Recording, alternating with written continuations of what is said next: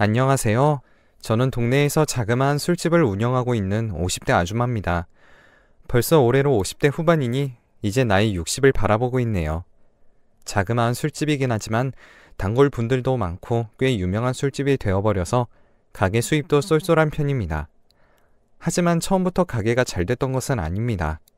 나이가 나이인지라 가끔 제가 살아온 인생을 돌아보곤 하는데 가게를 운영해 오면서도 참 어려움이 많았지만 그만큼 도움을 많이 받기도 했습니다. 제가 자영업을 해오면서 겪은 일들 중 신기하고도 감동적인 이야기가 있어서 이렇게 공유해봅니다.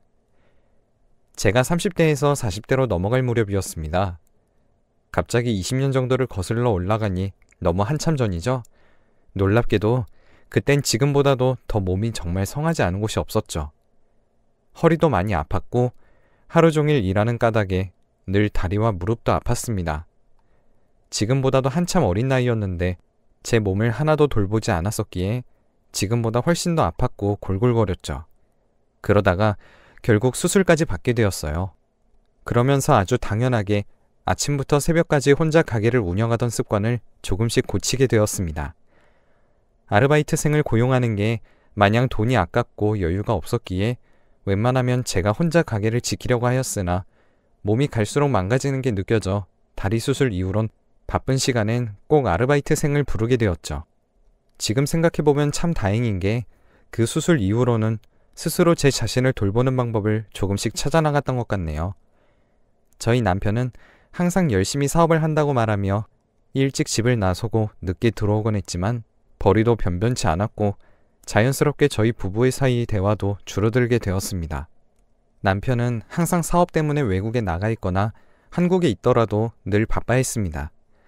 돌이켜보면 그때가 제 인생에서 가장 힘들 때가 아니었나 싶네요. 남편이 생활비를 챙겨주기는커녕 본인 사업이 망할 때마다 수습하기 급급했고 저에게 돈을 빌려가기도 했죠. 몸이 아파 수술을 받은 지 얼마 안 되었는데도 불구하고 가게를 혼자 운영해야 했고 남편마저도 큰 힘이 되지 못했으니까요. 하지만 저는 어떻게든 이 악물고 버틸 수밖에 없었습니다. 소중한 저희 아들 때문이죠. 모든 부모 마음이 다 비슷하겠지만서도 저는 특히 더 아들 하나 바라보고 버텼던 것 같습니다. 아들은 속썩이지 않고 착하고 바르게 자라주었고 정말 다행히도 다들 잠깐씩은 겪는다는 사춘기 반항조차도 없었습니다. 고맙기도 하고 미안하기도 하지만 여전히 미안한 마음이 훨씬 더 큰 것 같네요. 수술 직후 제가 아플 무렵 아프고 바쁘단 핑계로 저희 아들이 중학생이 되었는데도 입학식 한번 가보진 못했던 게 아직 한이네요. 여튼 대충 제가 얼마나 그 무렵 힘든 시기를 보냈는지 아시겠죠? 몸도 성하지 않았고 남편과도 가깝지 않았으며 하나뿐인 아들에게도 집중할 수 없었던 그런 시기였어요. 그러다가 그 무렵 저와 친해지게 된 친구가 한 명 있습니다. 저희 가게 아르바이트생인 친구였는데 저와 나이도 비슷하고 이야기도 잘 통해 친구를 먹게 되었죠. 이름은 미영이었습니다. 미영이는 손도 빠르고 야무지고 일도 열심히 하는 친구였고 저보다 한 살이 어렸는데 그냥 친구하자고 해서 친구가 되었죠. 많은 아르바이트생들이 저희 술집을 스쳐 지나갔지만 정말 미영이만큼 일을 잘하는 사람은 본 적이 없었습니다. 싹싹했고 일도 잘했고 무엇보다도 그 당시 외롭고 힘들었던 저에게 정말 좋은 친구가 되어줄 것만 같았습니다. 미영이도 저희 동네 근처에서 남편과 함께 삼겹살집을 운영하다가 남편이 사고로 세상을 떠난 이후로 혼자 아들을 키우고 있었고 미영이 아들도 저희 아들과 동갑이었습니다. 여러모로 할 이야기가 많았죠. 미영이의 아들과 제 아들은 같은 학교는 아니었어요. 저희 아들이 미영이의 아들보다 덩치가 조금 더 큰 듯 했기에 저희 아들이 입다 작아진 옷들을 미영이에게 주곤 했습니다. 미영이는 퇴근 시간을 칼같이 지키기보다는 가게가 바쁘면 조금 더 도와주고 가곤 했죠. 저는 또 고마워서 급여 날에 항상 조금씩 더 챙겨주곤 하였고요. 그런 식으로 서로 호의를 베풀며 조금씩 저희는 든든하고 가까운 친구 사이가 되어갔습니다. 무엇보다도 제가 너무 힘들었던 시기였기 때문에 미영이에게 많이 의지했던 것 같네요. 일을 할 때도 궁합이 잘 맞았고 가치관에 대한 대화도 굉장히 잘 통했었던 기억이 나요. 미영이는 그때 제게 남편이 되어주기도 했고 친구가 되어주기도 했고 든든한 동업자가 되어주기도 했습니다. 혼자서는 분명 버티기 힘든 시기였을 것을 압니다. 그 무렵 어느 날 갑자기 미영이가 조금만 더 일을 하다가 관둬야 할 것 같다고 얘기했습니다. 왜 그러냐고 물으니 미영이가 재혼을 하려고 하는 남자가 있는데 저와 함께 술집 일을 하는 것을 마땅히 여기지도 않았고 함께 다른 지역으로 이사를 가야 할 가능성이 클 것 같다고 했습니다. 처음에는 괜찮은 남자인가 싶기도 하고 미영이가 걱정스러운 마음에 그 재혼할 남자를 자연스럽게 한번 보여달라고 했습니다. 당장 미영이가 다른 지역으로 떠난다는 게 아쉽기도 했고 괜찮은 사람을 만나게 된 건지 걱정스럽기도 했죠. 미영이는 제게 고마워하며 다시 재혼할 남자를 소개시켜주겠다고 했고 며칠 지나지 않아 자리가 만들어졌습니다. 저와 저희 남편, 그리고 미영이와 미영이가 다시 결혼하게 될 남자, 이렇게 넷이서 저희 집에서 식사를 했던 기억이 어렴풋이 납니다. 그 남자는 제가 걱정했던 것보다 훨씬 더 좋은 사람이었습니다. 첫인상도 좋았고 그날의 대화도 너무 편안했죠. 미영이가 평생을 힘들게 일만 해온 걸 안타깝게 생각해서 일을 하지 말라고 한 것이라 했습니다. 본인이 조금 더 고생하더라도 미영이가 이제는 조금 쉬었으면 한다고 하면서요. 그분은 트럭에 야채나 과일을 싣고 돌아다니며 길거리에서 파는 일을 한다고 하셨습니다. 선입견 때문인지 벌이도 얼마 안 되고 힘들 것 같다고 생각했는데 이야기를 들어보니 아니더라고요. 열심히 사셔서 야채나 과일을 다루는 유통업체들을 아주 잘 꿰고 계셨고 그래서 조금씩 더 저렴하게 떼오곤 했으며 무엇보다도 너무 성실하셔서 매일매일 많은 양을 다 팔고 퇴근한다고 하셨습니다. 가장 일한 만큼 벌 수 있는 분류의 일인 것 같다고 했고 그렇기 때문에 더 열심히 일하며 살게 된다고 했습니다. 한 달 수익을 들으니 꽤나 쏠쏠하더군요. 그날을 계기로 미영이의 재혼을 적극적으로 응원하게 됐고 좋은 사람을 만난 것 같아 마음이 한결 놓이게 되었습니다. 그리고 한 번 더 제가 미영이의 남편에게 감동을 받았던 건 이 부분이었습니다. 미영이의 남편도 저와 제 남편을 소개받는 날 많은 생각을 하게 됐던지 미영이에게 이사 가는 게 싫으면 이 동네에서 살아도 좋다고 했다는 겁니다. 한 동네에서 오래 살다 보면 수근거리는 동네 사람들 시선과 본인 일들을 고려해서 조금 더 조용한 동네로 이사를 가자는 거였는데 저와 돈독해 보이니 어쩌면 이 동네에 계속 있고 싶어 할 수도 있겠다는 생각이 들었다며 미영이 좋을 대로 따르겠다고 했답니다. 저는 그 이야기를 듣고 또 한 번 재혼할 미영이 남편에게 감동을 받았죠. 본인 생각만을 옳다고 주장하지 않고 미영이 입장을 한 번 더 들어주려고 하는 태도가 굉장히 어른스러워 보였습니다. 제가 소중하게 생각하는 내 친구를 끔찍하게 아껴주는 사람이 있다는 게 다행스러웠고 한편으로는 너무 부러웠습니다. 미영이는 결국 이사를 가지 않았고 저와 함께 계속해서 일하게 되었으며 행복한 재혼 생활도 꾸려나갔죠. 남편으로부터 받았으면 좋을 법했던 각종 선물과 시간을 공유하며 저는 미영이네 부부로 부쩍 가까워져 가고 있었습니다.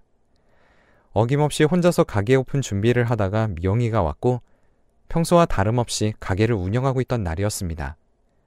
그런데 그날 춥고 초라해 보이는 청년 한 명이 가게로 들어왔습니다.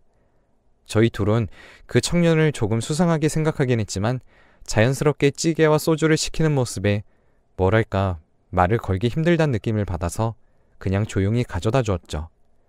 그 기억만이 선명합니다. 그날은 그렇게 찌개와 술 한 병을 먹고 그냥 갔던 것으로 기억합니다.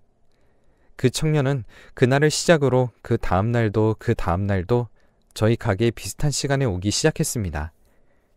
저희 가게가 다른 곳보다 안주가 저렴한 편이어서 매일 여기만 오는 건지 입맛에 맞아서 오는 건지 왜 맨날 항상 같은 옷만 입고 오는 건지 궁금해지기 시작했죠. 궁금한 건 미영이도 마찬가지였을 겁니다. 그러다 어느 날 어김없이 그 청년이 들어와 계란말이와 소주 한 병을 시킨 날이었습니다. 미영이가 먼저 그 청년에게 다가가 말을 걸었죠.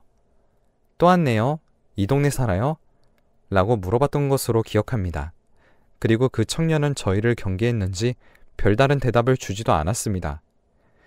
그 이후로는 저희도 말을 걸고 알려고 하는 게 실례인 것 같아 별다른 말을 걸지 않았던 것으로 기억합니다. 하루는 미영이의 남편이 야채와 과일을 일찌감치 다 팔았다며 저희 가게로 와서 일을 도와준 적도 있었습니다. 그날도 어김없이 조용히 술 한 병만 먹고 가는 청년이 왔고 미영이 남편도 그 청년을 보게 되었죠. 미영이 남편은 계속 그 청년의 눈빛이 슬퍼 보인다고 말했지만 저희도 이미 말을 걸어봤는데 대화를 불편해하는 것 같다며 말렸습니다. 그렇게 아무 일 없이 넘어간 줄 알고 있었습니다. 그러던 어느 날 미영이에게서 조금은 놀라운 이야기를 듣게 되었죠. 제가 그렇게 아무 일 없이 넘어간 줄 알았던 날 미영이의 남편은 기어코 그 청년에게 말을 걸었다고 합니다. 미영이 남편이 원래 다정하거나 모르는 사람에게 말을 잘 걸곤 하는 성격이 아닌지라 조금 놀랐었던 것 같고, 또 저와 미영이도 같은 마음으로 그 청년을 돌봐주고 싶었었기에 다행스러웠던 것 같네요. 왜 혼자 매일 술을 먹는 건지 자기 젊을 때 생각이 나서 그런다며 그 청년에게 말을 붙였었다고 합니다. 청년은 처음에 경계하다가 미영이 남편이 남자여서였는지 아니면 다른 이유였는지 모르겠지만 본인의 이야기를 다 털어놨다고 했습니다. 그 청년은 부모님을 여의고 혼자 학교와 노가다 일을 병행하며 살고 있는 가난한 학생이었습니다. 대학교를 가지 않고 고등학교를 졸업하자마자 꾸준히 일을 해오다가 며칠 전 집 계약이 잘못되어 모아놨던 돈들을 다 잃었고, 그때부터 상실감에 사로잡혀 저희 가게에 와서 한 병씩 술을 마시기 시작했다고 전해 듣게 되었죠. 학교 다닐 무렵 공부도 꽤나 잘했었는데 형편이 되지 않아 노가다 일만 해왔던 것이고, 꾸준히 모아오던 돈을 악랄한 집주인에게 사기당해 다 날린 것이라 들었습니다. 처음 물에 젖고 초라하게 저희 가게에 들어왔던 날이 돈을 잃고 힘들어했던 날이었다고 했습니다. 저희는 그 청년의 사정을 듣고 안타까웠죠. 저와 미영이도 모두 아들을 키우는 엄마 입장에서 너무 마음이 아팠습니다. 미영이 남편도 마음이 안 좋았는지 노가다 일은 오래 할 일도 못 되고 본인도 옛날에 해봐서 알지만 몸 망치는 지름길이라며 괜찮다면 본인과 함께 일을 해보자고 했었답니다. 미영이에게 들은 이야기지만서도 듣는 내내 마음이 참 따뜻해졌던 기억이 납니다. 혼자서 세상 다 잃은 표정을 하고 술을 먹고 있는 청년을 보고 미영이 남편은 옛날부터 고생해온 자기 생각이 났었다고 하네요. 여튼 저희 식당에 와서 매일 술을 먹던 그 청년을 미영이 남편이 도와준 이야기는 이렇게 시작됐습니다. 시간이 흘러 10년이란 시간이 지나갔죠. 미영이 남편은 트럭 장사로 꽤 모은 돈으로 동네에 자그마한 야채 과일 가게를 차렸고, 성실하게 좋은 물건만 떼온다는 게 소문이 나서 장사도 아주 잘 되었습니다. 저도 계속 술집을 운영하고 있었고요. 그러던 어느 날 갑작스럽게 대학에 있던 아들에게서 연락이 왔습니다. 아니, 아들이 아니었죠. 아들의 휴대폰 번호로 병원에서 연락이 왔었네요. 제 아들 이름을 말하며 한 병원의 간호사인데 보호자 되시냐는 질문을 들었고 심장이 떨어져 나갔던 기억이 아직도 생생합니다. 어찌된 영문인가 하니 갑작스럽게 저희 아들이 길거리에서 의식을 잃고 쓰러졌고 급하게 구급차에 실려왔다고 그 병원에 입원 중이라 했습니다. 급한 상황은 넘겼지만 아직 의식을 회복 중인 상황이니 빨리 이 병원으로 와달라는 연락이었죠. 저는 너무 놀란 마음에 바로 병원으로 달려갔습니다. 병원 침대에 가만히 누워있는 아들 모습을 보고서는 정말 세상이 무너지는 것 같았고, 당장 정밀검사를 시작해야 한다는 의사 선생님의 말씀에 무조건 살려만 달라고 애원했었습니다. 심장에 작은 판막이 약해져 의식을 잃고 쓰러진 것이라고 했고, 당장 수술을 해야 한다는 충격적인 소식을 듣게 되었습니다. 당장의 입원비와 수술비를 감당할 자신이 없었지만 그래도 아들 하나를 살리는 것이 제가 바라는 전부와도 같았기 때문에 당장 수술 날짜를 잡게 되었죠. 아들이 무사히 수술을 마쳐서 깨어나 주길 바라며 하루하루를 정말 힘든 마음으로 지냈습니다. 그때 미영이와 미영이 남편도 많은 힘이 되어주었습니다. 제 연락에 바로 병원으로 달려와서 절 위로해 주었고 미영이가 술집도 맡아줬죠. 그때 미영이와 미영이 남편에게 받았던 도움은 아직도 갚아나가고 있을 정도로 정말 컸어요. 그렇게 아들 수술날이 되었고 저와 미영이 그리고 미영이 남편 셋이서 수술실 앞에서 함께 기다렸습니다. 저희 남편은 그때마저도 사업 때문에 외국이었는데 정말 미영이네 부부가 없었더라면 전 혼자 버티지 못했을 겁니다. 거의 7시간 가까이 지나서야 아들의 수술실 문이 열렸습니다. 그리고 의사 선생님이 나오셨습니다. 그 순간 저와 미영이 부부는 정말 깜짝 놀랐습니다. 의사 선생님이 저희에게 다가오신 후 마스크를 벗었는데 저희 모두가 알던 사람이었기 때문이에요. 의사 선생님은 바로 저희 술집에 한동안 죽을 상을 하고서 오던 그 청년이었습니다. 무엇보다도 미영이 남편이 가장 놀랐을 것입니다. 한때 자식처럼 챙겨주고 데리고 다니며 함께 트럭 야채 장사를 했던 어린 청년이 의사 선생님이 되었을 줄은 몰랐을 테니까요. 우선 아들의 수술은 성공적으로 끝났고 안정을 찾는 데에만 집중한다면 별 문제 없을 것이라고 얘기해 주었습니다. 천만다행이었습니다. 구사일생한 기분이었죠. 아들의 수술을 성공적으로 끝마쳐준 그 의사 선생님의 손을 붙잡고 한참을 울었습니다. 그리고 그 의사 선생님이 옛날 우리 술집에 매일 찾아와 소주만 먹고 가던 그 우울해 보였던 청년이란 사실에 감격스러워서 더 울었던 것 같기도 합니다. 그리고 의사 선생님도 우리를 알아보고선 그간 본인에게 무슨 일이 있었는지에 대해서 설명해 주었습니다. 1년 정도를 미영이 남편 아래에서 일을 배우고 돈을 모았고 그 돈으로 재수학원에 들어가 열심히 공부한 후 늦은 나이에 의대 입학을 했다고 했습니다. 재수학원에 들어가게 되며 휴대폰을 정리하느라 미영이 남편과 연락이 끊어지게 됐고 그 사이에 미영이 남편도 휴대폰 번호를 바꾸느라 연이 끊어졌던 것이었습니다. 의사 선생님이 되어 우리 아들 수술을 맡아준 그 청년은 간절한 마음으로 우리를 찾고 있었다고 했습니다. 본인이 어둠의 터널을 지나고 있을 때 손을 내밀어줬던 유일한 어른들이 우리였다고 했습니다. 그러면서 저희 아들 수술비도 받지 않겠다고 이야기하는데 차마 미안한 마음에 그렇게 하지는 못했지만 그 마음과 배려에 너무 감사했죠. 세상 일이라는 게 참 한치 앞도 모른다는 생각이 들었고 또 한편으로는 평생을 착한 마음으로 고생만 하면서 살아오니 이렇게 남에게 큰 도움 받을 일도 있구나 라는 느낌도 들어 든든하고 감사했습니다. 저희 아들 수술도 잘 마무리되었습니다. 요즘도 몇 달에 한 번씩 주기적으로 검사를 받으러 그 병원에 가곤 합니다. 의사 선생님이 되어버린 그 시절 그 청년은 지금 제 은인이 되었습니다. 미영이 남편은 뭘 해도 될 줄 알았다며 아주 흐뭇해하는데 옛날에 본인 밑에서 트럭 야채 장사 일을 배울 때도 성실했고 꾀를 부리지 않았다고 하네요. 그리고 또 한 가지 신기한 점은 그 의사가 된 청년과 저희 아들 그리고 미영이 아들 셋이서 돈독한 사이가 되었다는 것이죠.